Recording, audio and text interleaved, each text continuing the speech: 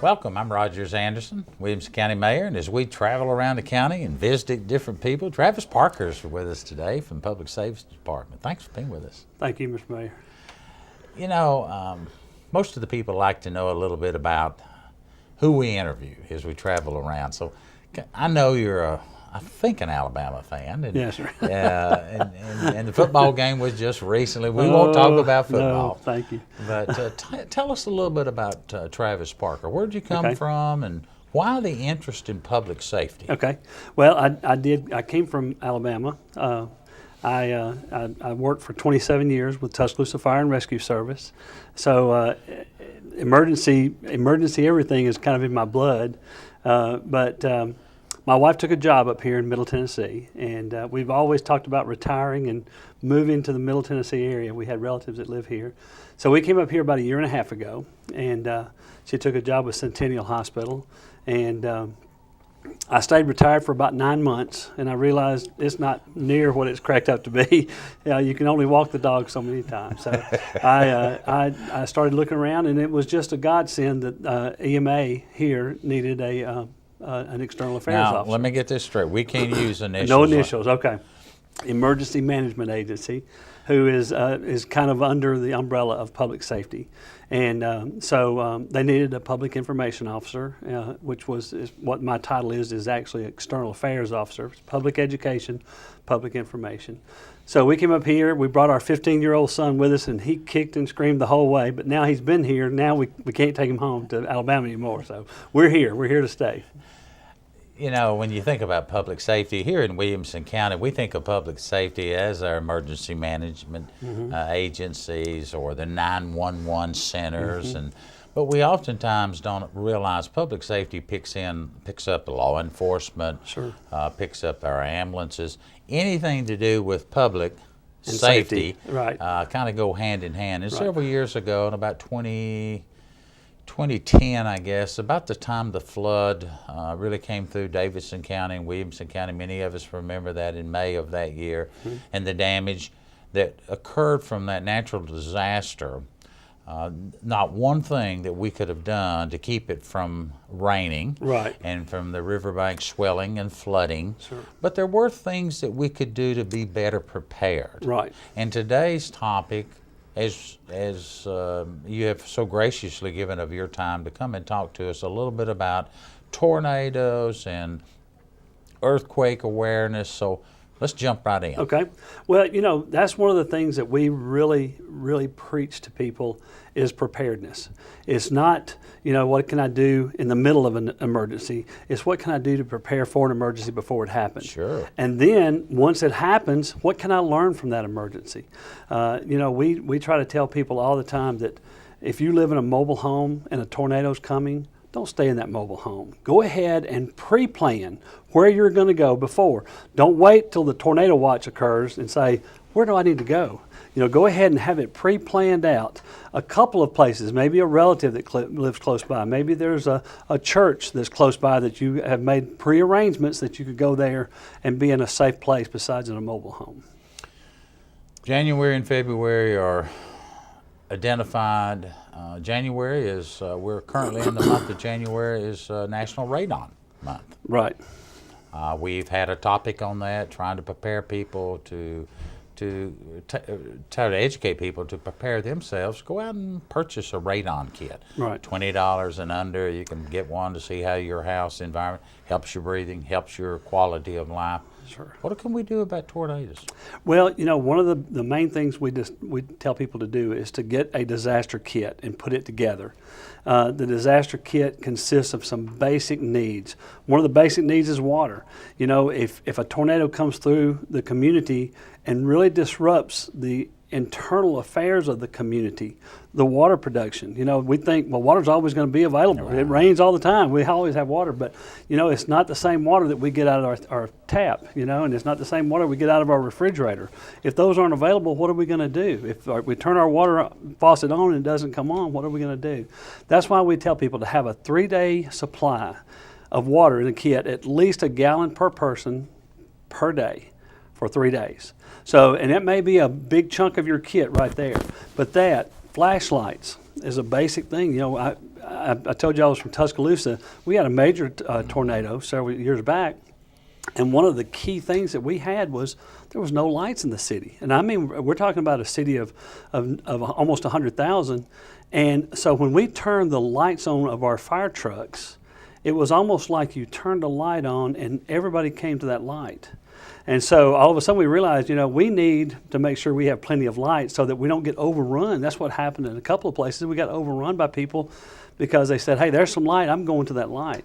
So a basic need of a person in an emergency is flashlights with extra batteries to make sure they don't run out of light when they're there. Other things like medication. People don't think if I have to leave my house in a hurry, I may leave medicine that may be life-saving. So I may have to make sure I have that medicine. If I don't have extra medicine, just make sure that it's close by that kit to where I can grab it, put it in the kit, and go if I have to go quickly. There's other things like cash. You think, well, I've always got my credit card with me, but what if the credit card, the machines aren't working? That little bit of cash maybe. You got to have electricity to make those machines work. That's exactly right. Exactly right. So there's always things like that. Just build that basic kit. You can go to www.ready.gov, and it gives you the details of what to put in a disaster reply kit. And what's your response to people that like to have the weather radios? The weather radio is one of the items that goes in the kit because let me tell you this. They're programmable, so you can make them specifically for your area. You can put them. You can get a regular AM/FM radio, but if something happens to the radio stations that's broadcasting to that, all of a sudden you're in trouble because they're not broadcasting. But the National Weather Service that broadcasts over the NOAA radios, they're going to be there. It may not be Nashville this time. It may be in Atlanta, but they're going to give you information, and they can see all over the country with the satellite system they have. So the weather radios are very important. That's what's going to let you know if there's a tornado watch, if there's a tornado warning, if there's one right in your area.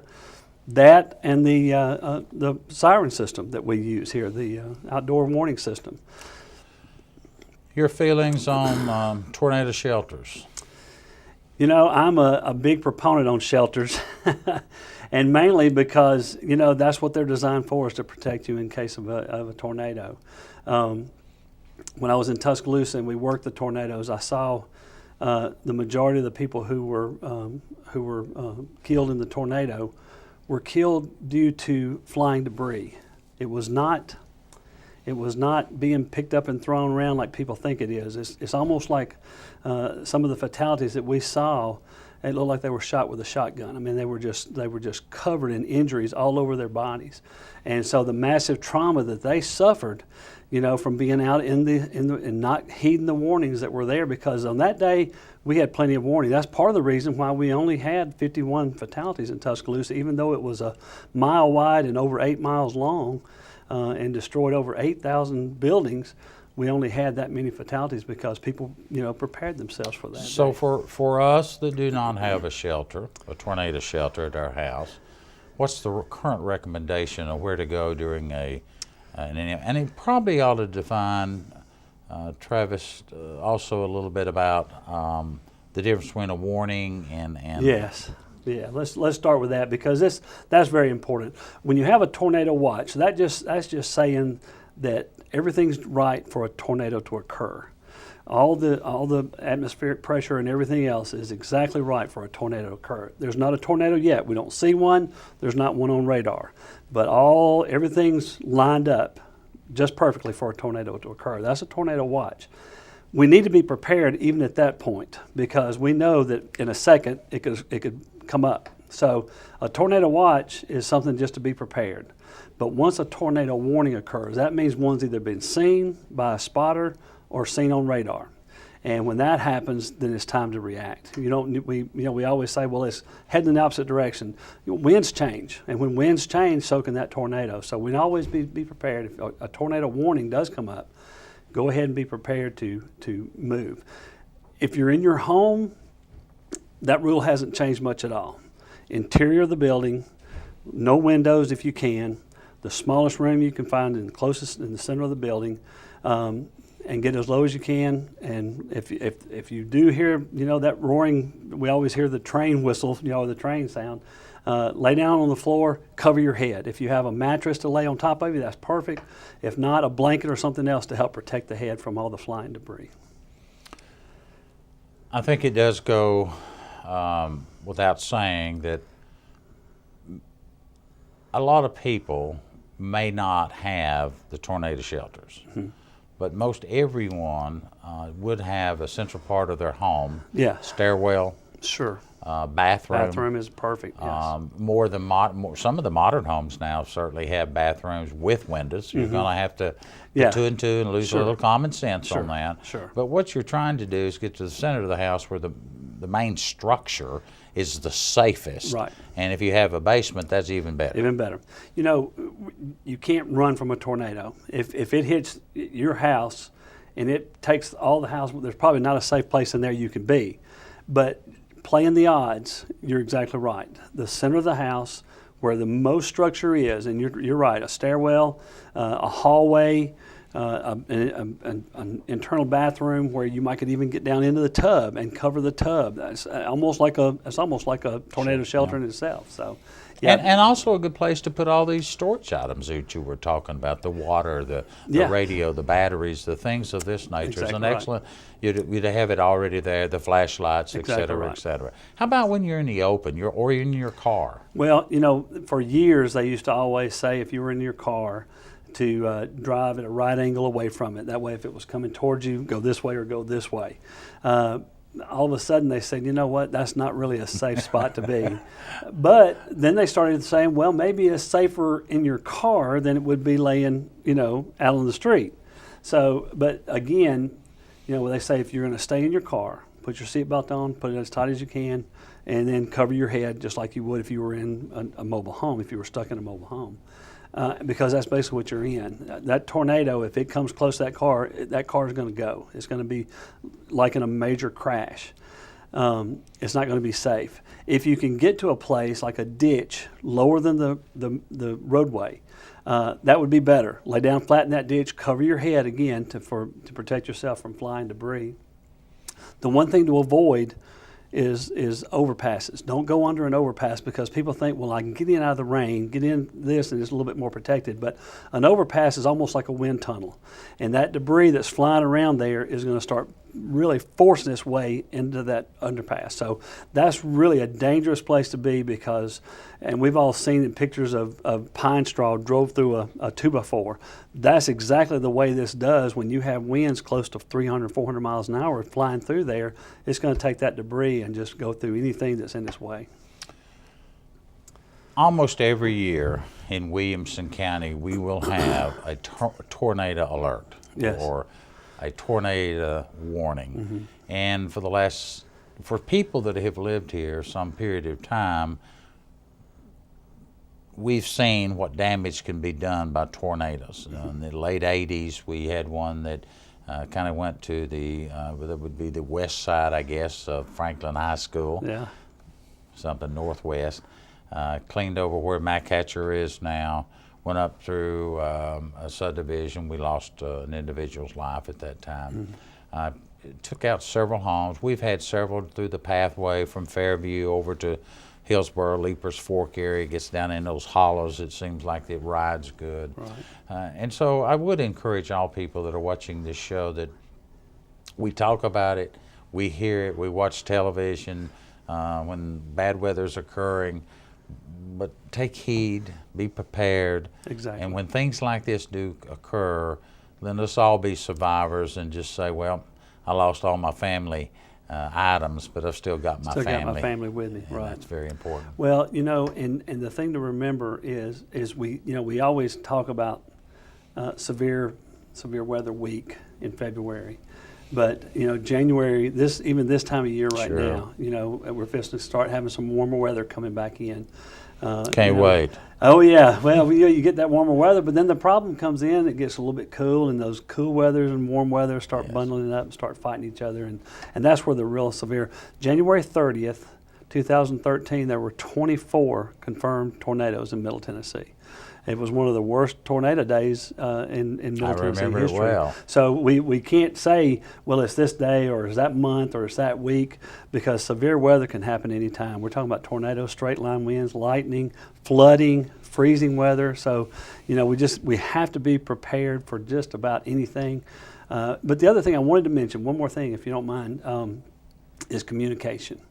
If you're at home and let's say your children at somebody else's house in the neighborhood and a tornado comes through and just rips the neighborhood to pieces, how are you going to get back with your family? How are you going to put your family back together again? That's something, just sit down and have a 10-minute talk beforehand. If this happens, here's where we're going to meet. Try your best to get back to here. And don't say Mr. Jones's house, because Mr. Jones's house may not be there any longer. I was living in Tuscaloosa. I lived there for 57 years. And when that tornado came through, I could not find my way through Tuscaloosa, because all of a sudden, the McDonald's that used to be on the corner of 15th Street and McFarland Boulevard, all of a sudden wasn't there anymore. The street signs that I could always just go up and say, I turn at that street sign, was not there anymore. So I had to actually count streets that I hadn't done since I was a teenager. So, it's different. So just talk to your family, have a plan of how you're going to get back together in case an emergency happens. One part of our show today that we wanted to touch upon, and we don't spend, very rarely do we ever talk about earthquakes. Yeah. Well, and that's probably a pretty good reason for that. Middle Tennessee is not really in a fault area. The New Madrid fault, which is just west of us, and I didn't realize this. I was actually had a history lesson prepared for this show, but Reelfoot Lake was created from an Actually, I'll give you since I'm older than you, I'll give you a little bit of history. The Reelfoot Lake, and people watching this that are born before 1945 will probably know, because we used to have American history and Tennessee history taught in our schools. We don't do that as good anymore. That's right. We do a little, but not like we used to. Reelfoot Lake was caused by the Mississippi River backing up. Is that right? And the backing up was because of the earthquake. And because of the earthquake. 1812. And so when 1812, of course, that's a few years before me, even to my grandkids, they may think I'm that old. When the Mississippi River backed up and it went up into that Reelfoot area, Dyersburg, Union City area, that's how the Reelfoot Lake was created. That's amazing. Well, realistically, earthquakes happen quite often here in Middle Tennessee. Usually they're the 1.6 magnitude on the Richter scale, which really is not much. As a matter of fact, you'd probably check your iPhone if you felt it, because that's what it would feel like. It would be just a little vibration, and you'd think, well, what was that, But they happen, but we still have to be prepared for earthquakes. And the reason for that is because if that earthquake happens in West Tennessee, it is going to affect Middle Tennessee as well as East Tennessee. Supplies, we're going to send folks from here to help out over there. We're going to have people that are going to have places to go. They're going to be coming in.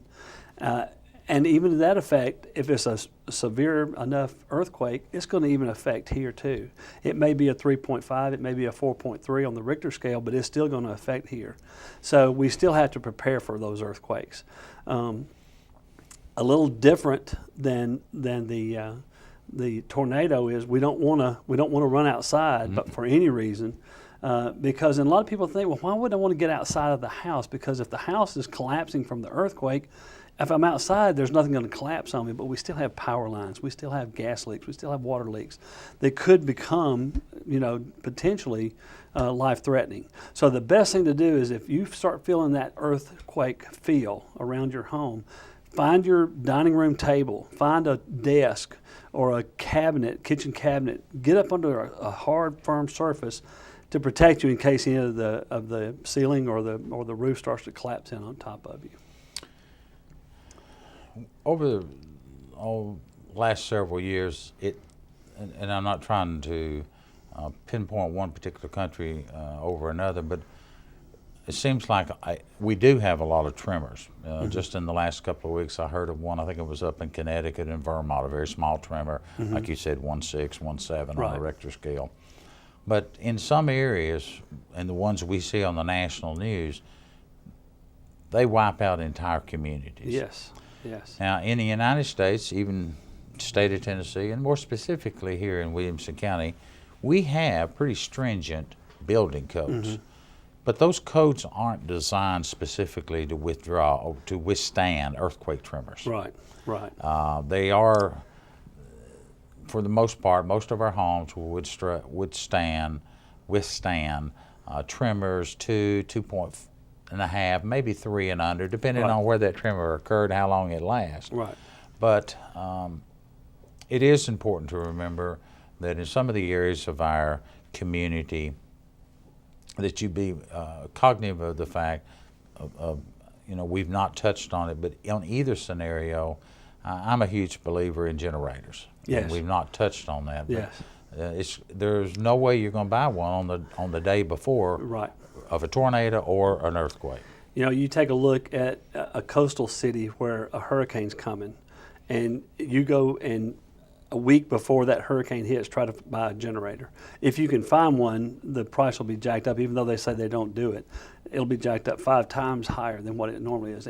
Same way with this. If you have a tornado come through in Tuscaloosa in 2000, it was impossible to find a generator. And here in public safety, in all of our buildings, we try to provide storage tanks. Like this building, we have generators, huge generators here that can carry on the needs of electricity and the communication that we need to perform the duties during these public safety awareness issues that may come up. But if you're going to look at a generator, look at one that you can also remember. You got to have fuel for that. That's right. That's right. And be careful where you store that fuel. That's that's one of the things we try to tell people all the time is that generators are great, and that fuel that you have there is important, but always be aware where you're storing it. Don't store it around your hot water heater, which has a pilot light on it that could easily be the ignition source for that fuel. So. The purpose of today's show is to make people aware, public safety awareness week, month, day. But what else is going on out there in the public safety world right now in Williamson, one of the things County? That I'd like to talk about is our volunteer fire stations around Williamson County. We have a lot of volunteer departments around, and we have a big need for volunteers. The bad thing about a growing community is you have a lot of new people coming in that don't have that community loyalty yet. And I'm probably as guilty as anybody of that. Being that I've only been in Nolensville now since July, so just barely 6 months. But I tell people all the time is to take pride in your community. Take pride in that fact that if you have a neighbor in need, you want to help that neighbor in need. And I think that 99% of the people in this county are like that. Now the problem is they're going to wait until an emergency happens before they reach out to try to help someone. And that's fine if you're giving out bottles of water, at a shelter. Which is needed. However, in that volunteer fire department, they need trained firefighters who can help that neighbor if their house catches on fire, or if there's an emergency like a tornado or an earthquake or a flood or anything else. And that's something you can't just all of a sudden walk up and say, I want to help out. They need to be there. They need to get some training. They need to be that department needs to be familiar with that person. Needs to feel comfortable that person can handle the job. So we just strongly recommend that people take a look at the community they live in, and if they're covered by a volunteer fire department, reach out to that department and ask about what it would take to volunteer with that department. That department will open arms, reach out to them and say, come on in, because all the departments in Williamson County need that help. Well, and as we're asking people to be involved in their community, there's a rescue squad or there's a volunteer unit in and around your house. And and it is so critical when at this particular time of the year when these men and women are sending out mailers or calling you or knocking on your door. And if you don't get any of those solicitations, then go down to the local center. That's right. And help support that. The tax base that we have here in Williamson County is a very strong tax base. We're a Moody's AAA bond rated company, county, one of only 2 in the entire state of Tennessee. We build the buildings. We help purchase, oftentimes we do purchase the fire apparatuses, but there's so many other costs We don't have paid firemen and women. Right. Cities do, unincorporated areas don't. And in some of our smaller cities, Thompson Station, Nolensville, you don't have a ready source of revenue from your city priorities, and so it is important that all of us contribute back too. Right. It's not that we would not come to your house and help put out a fire. That's right. That's exactly right. But there are funds that are needed. Sure. And oftentimes under your insurance policies, there's ways that you can save money by signing up, being close to, having, just like you do with smoke alarms, fire alarms. These insurance companies are tickled to death to participate if you will participate and help them out. And that's the other part. Yeah, I mean you've hit on it exactly. If you don't have time to volunteer, that's great, but give money to that department when they come around asking, or if they're having a Boston butt sale, or if they're having a bake sale, any kind of fundraiser that they're having there. Support it. And we need to warn you, there are always people that are not always good-natured folks. Thank you. And they'll knock on your doors, make phone calls. If you're in doubt, call the mayor's office, call Travis Parker, right, and we will verify it for you. That's exactly right. And so that you do not feel that you're in it. And if in doubt, most of these men and women that come out and do the door knocking, they have equipment on, and they have to be identified. Right. It just won't be somebody come up in a pair of blue jeans and a T-shirt saying, exactly I'm working right. for. That's exactly right. Travis, we've got about 2 minutes left. What have I overlooked that you wanted to touch on today? Well, just again to reemphasize severe weather week. That's February 15th through the 21st. We're going to probably get a proclamation to you to sign, so we appreciate that. And also, Earthquake Awareness Month is February. We'll have a lot of stuff going on in February.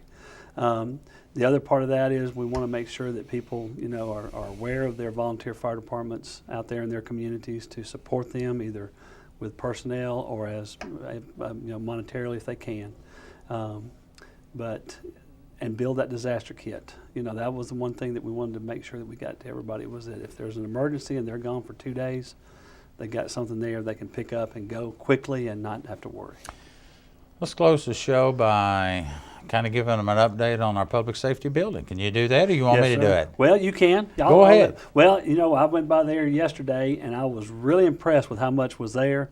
The framework's up. I feel like that within the next few weeks, they're going to be encased, and the weather's not going to hold them back much because they'll be inside for a part of that time anyway. For you that may not know or have forgotten, about 1.5 years ago, we started on a journey to build a new public safety building. We will be moving out of the administrative complex, relocating those functions of emergency management, public safety, and our 911 centers will be all going into a hardened concrete environment to provide better safety, not only just for the workers, but for our whole community, our sheriff's department, our Franklin, Brentwood, and everyone will be able to sit at the table and deal with those issues as they come down the road. So we're excited about that. I am too. Travis, thanks for being with us. Thank you. I'm Rogers Anderson, Mayor, Williamson County. Hope to see you around at the next time. Have a good day.